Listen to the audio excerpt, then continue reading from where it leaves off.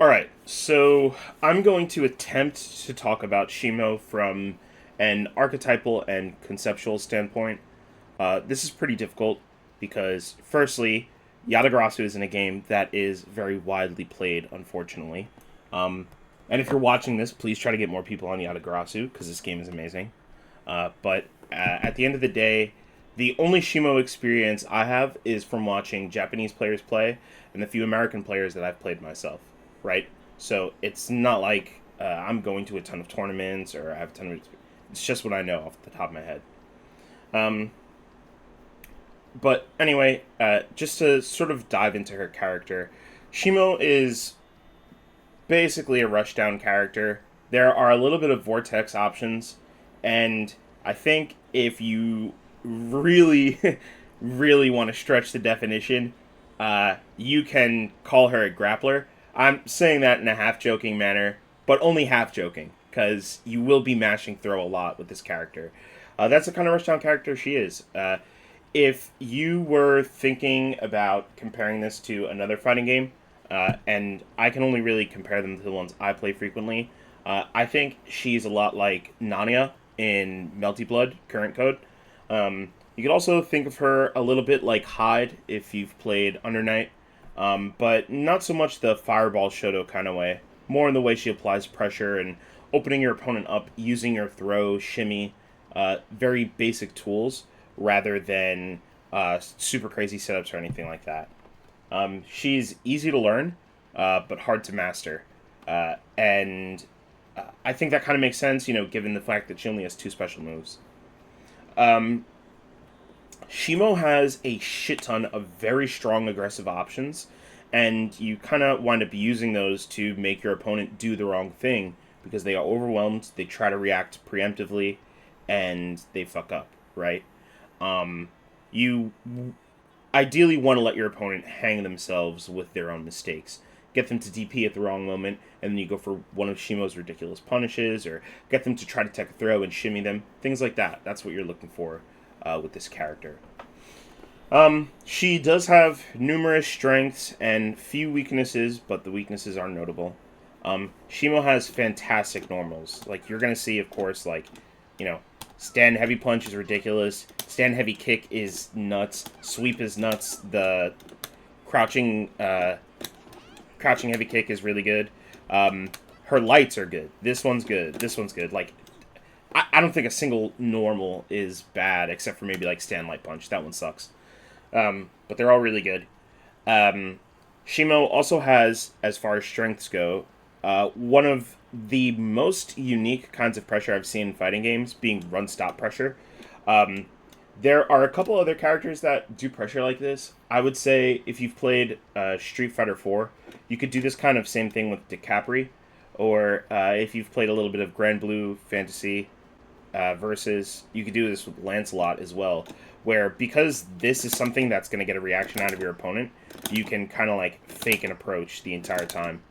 And that's from a distance, right? You get to run stop like that, and one of the ways that I've used this practically is faking it and then trying to look at the top of your screen. Let's see if I can get my mouse on screen.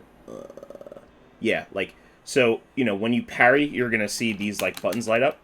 And it's important to note that, Shimo, when you start approaching with Yugizan, Retsugizan, your opponent's going to attempt to parry them. And using the sprint fake can start revealing your opponent's parrying habits, which are important to blow up. Getting a BL counter leads to a huge punish, and so on and so forth. So, as far as pressure goes, you get to start pressuring your opponent by really not doing anything. No commitment, no nothing, but now you have a read on one of your opponent's defensive habits. That's one way run-stop pressure works, but the other way it works is that, you get to do it on block. I'll set the dummy to block here. Right, and I mean, this is crazy. First off, if I do nothing after this, I was 0 there. +2. And then of course you could threaten with grabs and whatever you want. You have a lot of options here. If you think your opponent's getting used to the grab, you can go for the universal overhead and throw crush them. If you think they're getting used to both of those, you could block. If you think you want to, they're gonna stand and try to do something silly, you could do crouch light kick into whatever combo you want. The utility is endless with this kind of pressure. I mean, you could even jump. You could hit them with instant overhead afterwards. It's fantastic. So yeah, run stop pressure is another huge strength for this character, and we'll talk a little bit more about like the situations that'll come up later. Obviously, Shin Koenzan, there's an entire special move dedicated to winning neutral, and this is it. This move is dumb. It's really fucking dumb. Just one more time so you understand, this move is stupid. At round start, right? I have a friend that plays Crow frequently, and what he'll do at round start is he'll throw out standing heavy punch. Try to preemptively stuff whatever I'm doing. And if I throw out Shin Koenzan, that's a great way for me to start pressure, right? And all I have to do is jump and do this thing. He could walk forward, right? And maybe if he parries it, if he does walk forward parry, then I'm in a bad situation, but most of the time as a round start option, just jumping in Shin Koenzan is a great move, right? Like, that's how strong this move is. Just to show you a little more about it, once again, this is something I'll talk about a little more in depth later in the appropriate section, but you're able to kind of like start conversions off of it if you spend meter on it. Let's see if I can get that right. And it's important to try to get these conversions. But yeah, Shin Koenzan is a great way to win neutral. And then, of course, Shimo has really good punishes. Just to show, like, off, standing light kick, which I believe is... I want to say off the top of my head it's a 7-frame startup, because I know this is 6 frames, and this is slower. But I'm not certain. Nevertheless, right, as far as punishes go, if my opponent DPs, I have time to do one of these.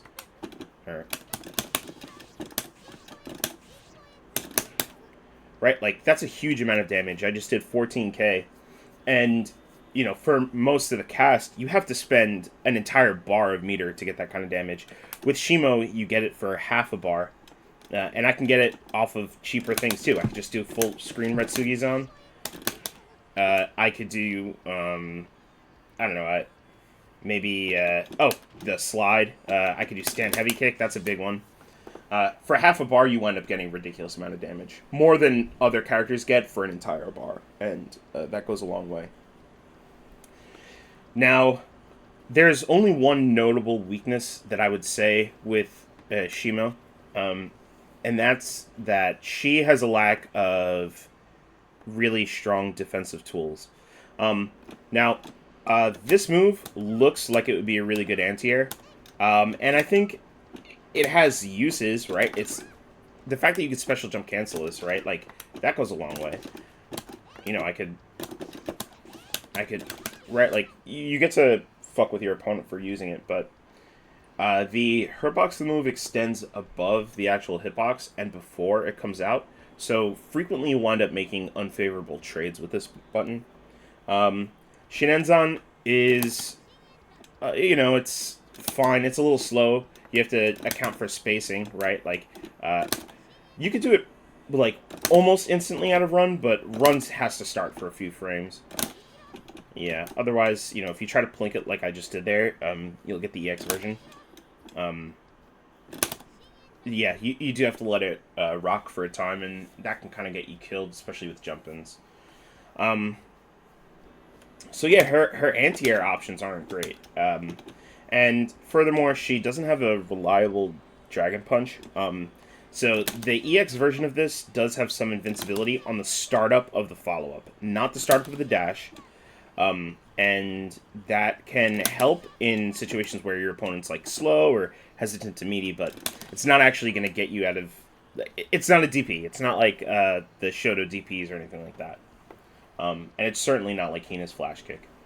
Now,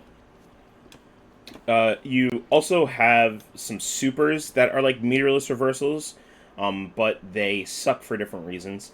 So the punch super, the one that I recommend buffing most of the time, this does have invul, but the invul only comes out after the move. The startup is 5 frames, and I believe the invul comes out at 7 frames.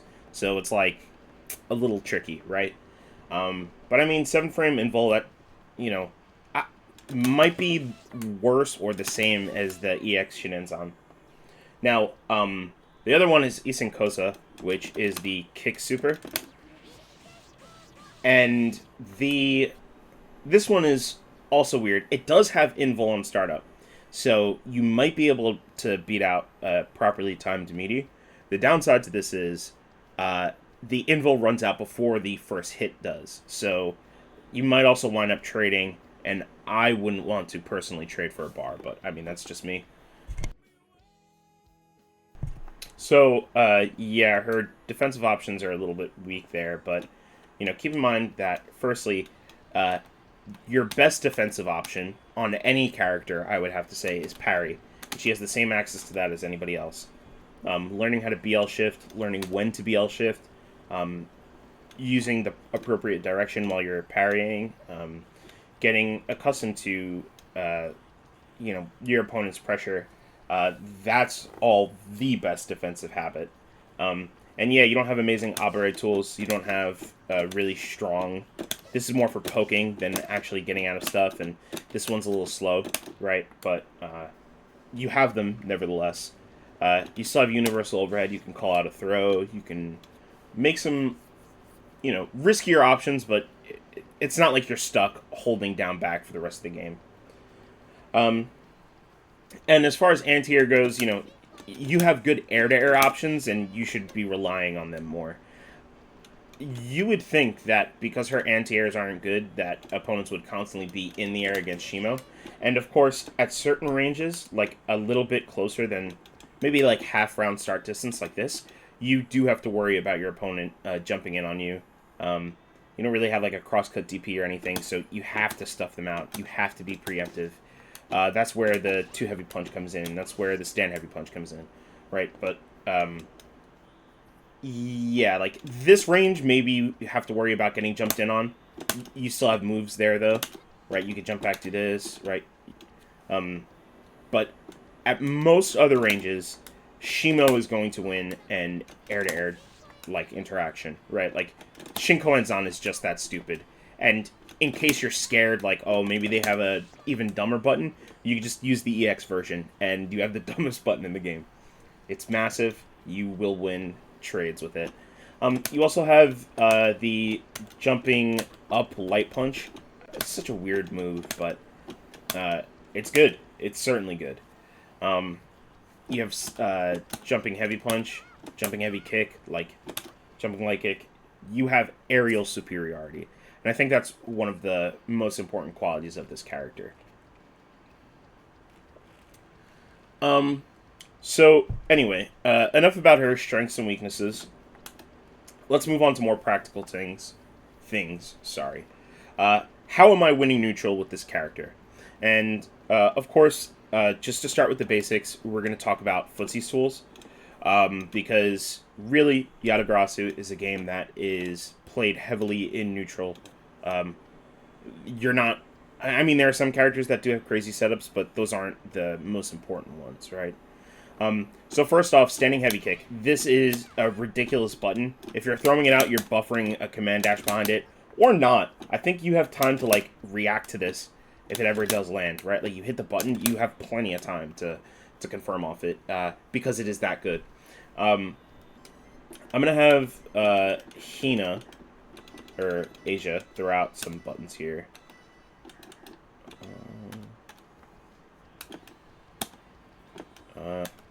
Whoops. Alright. So, let me show you briefly how much mileage you can get out of this. Look at that.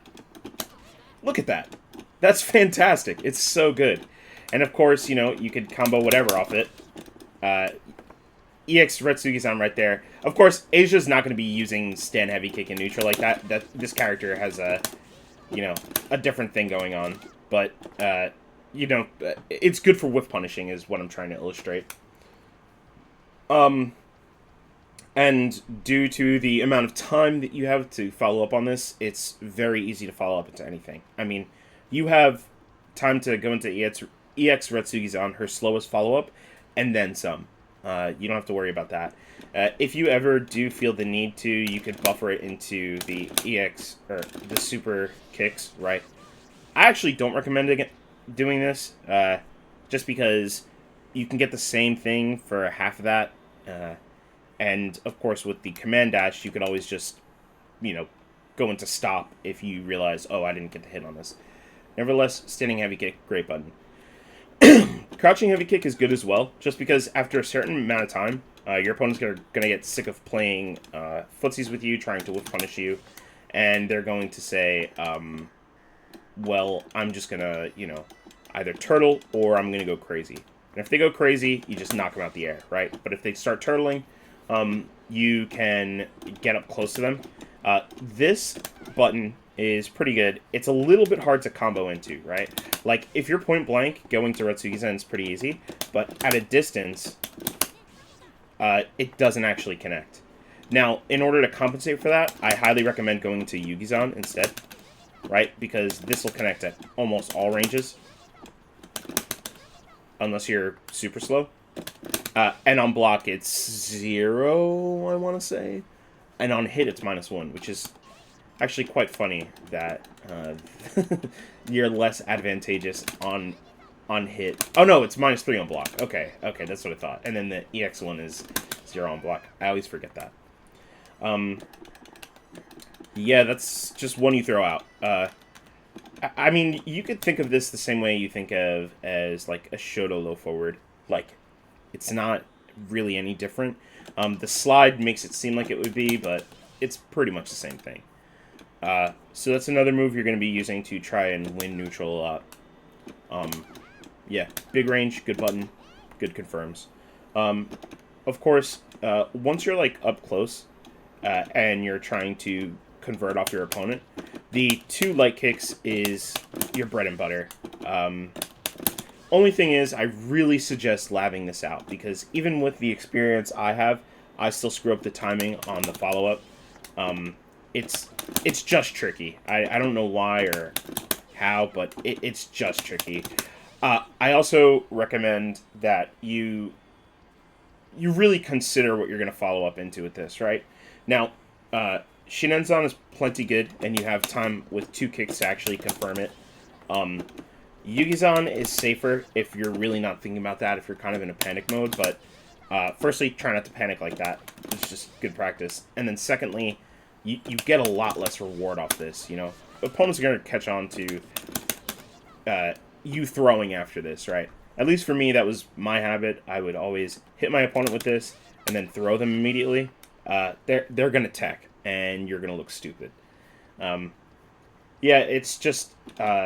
you have other things to do off this, but you could always just do 2 of these and dash forward, or 2, and I mean, the button's plus on block, it's plus on hit, it's just good to use all around. If you're trying to tag your opponent, this is what you do when you're close. Or you throw them, or you universal overhead, right? Like, you have a lot of ways to open your opponent up, but that is the best way to confirm. And last but not least, as far as winning neutral goes, what you're going to try to use is Shinkoenzan. I mean, this move speaks for itself, but I just want to give a brief overview on how to use it correctly, or at least how to use it well. I can't say correctly, things are subjective. But the way you can kind of use this is, firstly, if you want to try to, like, hit somebody sticking out a button with this, that's fine. You can always get in close and use this. You're plus on block, you're plus on hit. This does hit as an overhead, although it can be parried in both directions, right? So once your opponent starts getting accustomed to you using Shinkoenzan, and this should be like your default jump in, or default a lot of things, you do have to switch up the timing, and that's where heavy Shinkoenzan comes in. Heavy Shinkoenzan is a bit tricky, because it's really good, but firstly it's slow. So if your opponent sticks out an anti-air and you're too close when you start this up, you might lose the trade. and you kind of want to like get used to the momentum thing, which changes every time you do the move, it seems, and that can be really hard to do. But as a rule of thumb, doing it like low and close to your opponent like this will cross your opponent up, and that can go a long way. Not so much with parries, but with actual blocking. Yeah, it could be really useful. And then, once your opponent starts to adapt to the timing of light and heavy Shinkoenzan, if they're really that consistent, if they're really that good, EX Shinkoenzan comes out. Now, spending half a bar on this is less than fantastic, right? Because, on Shimo, the value of half a bar is 16,000 damage, if you want to think of conversions, right? And the damage you get off of this is like 6,000, so it's not that great. And I think in order to follow up, if I remember correctly, you still have to spend meter to actually juggle, yeah. But if I spend meter here, I should be able to. Whoops. Yeah. Yeah, and so now we're talking that if you want to open your opponent up and then actually get a conversion or put them into a mix-up situation, you're spending an entire bar of meter, and that's just not ideal.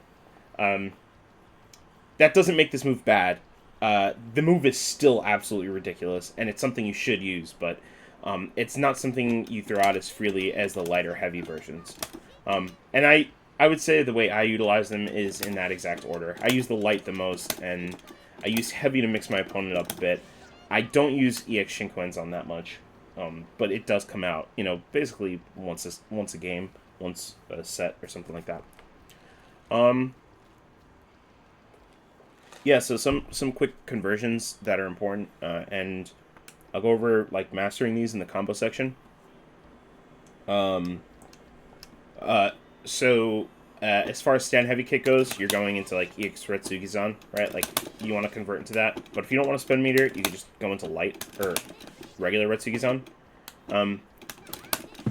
This one's really cool. The way that like the getup works and everything, it kind of feels like if you've ever played Cammy in Street Fighter, and you hit Cannon Strike, or is it not Cannon Strike? The spin, low to the ground one. I don't remember the name of it, but the dash you get up after that feels exactly the same as this. It's like, oh wow, like I really get to stick close to my opponent. I get to keep up the pressure. So, for a little bit of damage, it goes a long way. So you want to convert into that. Of course, converting into Shinenzan is pretty good. Converting into Yugizan is what you want to avoid. You want to try to stay away from Yugizan. But it's not bad as like oh shit, like it's kind of a panic option like I mentioned earlier. You kind of have to use it sometimes. Yeah, but primarily any button you want to go into EX Retsugizan.